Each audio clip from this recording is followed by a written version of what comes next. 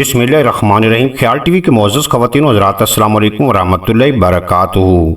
मैं हूं आपका दोस्त मोहम्मद अली खिज़र। आज की इस वीडियो में बगलों से पसीने की बदबू को भगाने का सस्ता और आसान टोटका आपको बताने जा रहे हैं। गर्मी हो या सर्दी, पसीना आना सेहतमंद होने की निशानी है।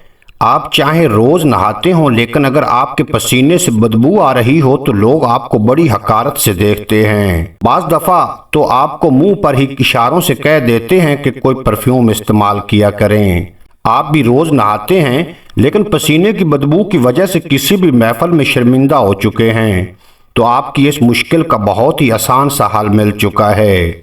जी हाँ, आज हम आपको बताएंगे कि महंगे परफ्यूम की बजाय बहुत ही सस्ते और घरेलू टोटके से आप इस मसले से हमेशा के लिए छुटकारा पा सकते हैं। नहाते वक्त हर कोई अच्छे साबुन या बॉडी वॉश का इस्तेमाल करता है, लेकिन ये सब आज की महंगाई में जेब पर भी भारी है। आसान और सस्ते तरीके से भी इसको बेहतर किया जा सकता है। बगलों की नापसंदीदा बदबू को भगाने के लिए फटकड़ी एक जदोई चीज है। जी हाँ, ये एक सफेद रंग का केमिकल है जो किसी भी पंसार की दुकान से आसानी से मिल जाएगी।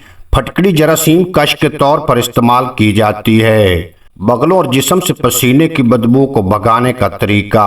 नहाने से कबल सबसे पहले आपको एक टब में पानी भरना है, फिर इसमें फटकड़ी के छोटे छोटे टुकड़े डालकर अच्छी तरह मिक्स कर लें, जिसके बाद ये पानी फटकड़ी वाला पानी बन जाएगा।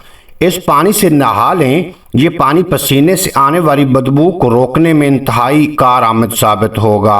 अगर ये भी आपको मुश्किल लग रहा है तो आप फटकड़ी का एक टुकड़ा लेकर जरा गीला कर लें और फिर इसे बगलों में लगाएं। अगर बंद जूता पहनने से पहले ये पाँव के तलवों पर भी अच्छी तरह फेर लें तो आपके पाँव से भी पसीने की बदबू नहीं आएगी।